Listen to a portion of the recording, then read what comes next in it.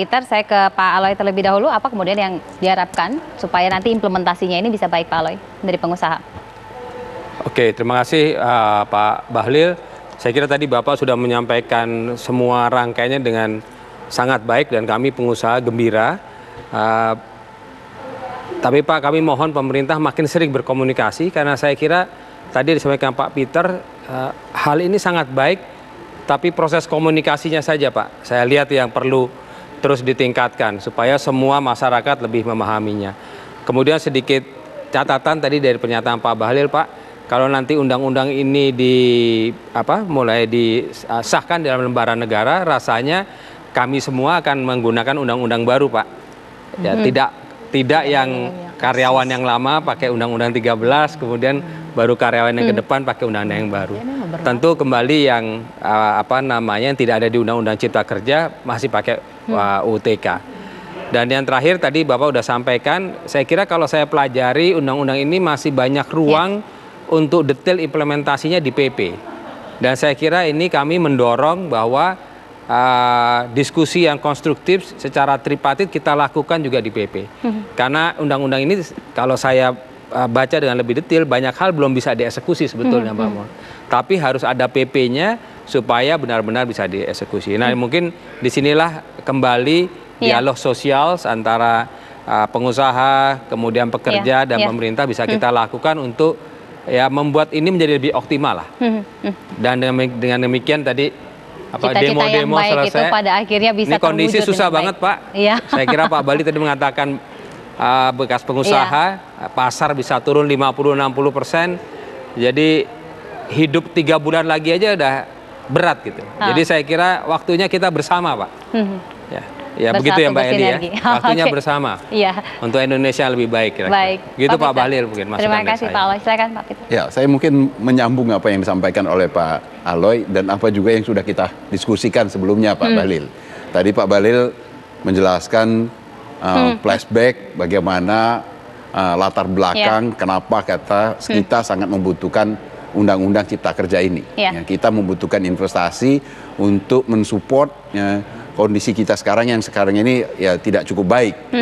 Kita memerlukan investasi untuk menyediakan lapangan kerja yang sangat besar. Nah tapi sekarang ini Undang-Undang Cipta Kerja ini dalam kondisi yang diterima tidak cukup baik. Dan saya kira banyak PR untuk yang harus dilakukan agar supaya apa yang diniatkan dengan sangat baik di dalam Undang-Undang Cipta Kerja itu bisa dieksekusi dengan baik juga. Dan oleh karena itu kalau saya mengusulkan Pak Bahlil, kalau kemarin proses komunikasi di dalam penyusunan undang-undangnya kurang baik, tidak cukup baik, maka penjabarannya tadi diakui oleh Pak Aloy masih banyak hal yang diperlukan agar supaya ini bisa dieksekusi. Perlu PP, perlu turunan peraturan yang lebih operasional.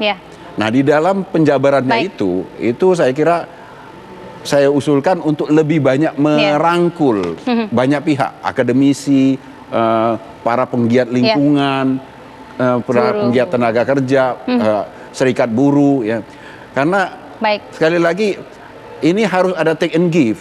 Yang sekarang ini terkesan adalah di dalam Undang-Undang Cipta Kerja ini tidak ada take and give.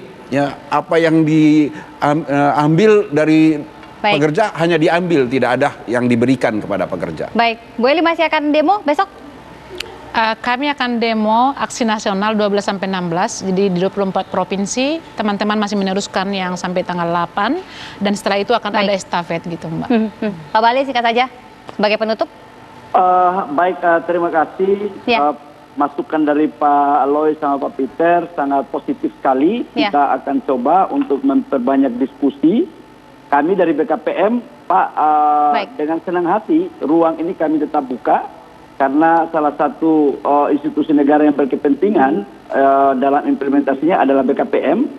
Maka karena itu saya sangat membuka diri untuk bisa berdiskusi dalam rangka mencari masukan-masukan yang konstruktif untuk mengisi bagian-bagian yang memang kita harus sempurnakan dalam PP.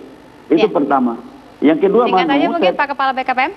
Saya pikir yang kedua bahwa undang-undang ini adalah proses untuk bagaimana menciptakan lapangan pekerjaan bagi saudara-saudara kita ke depan.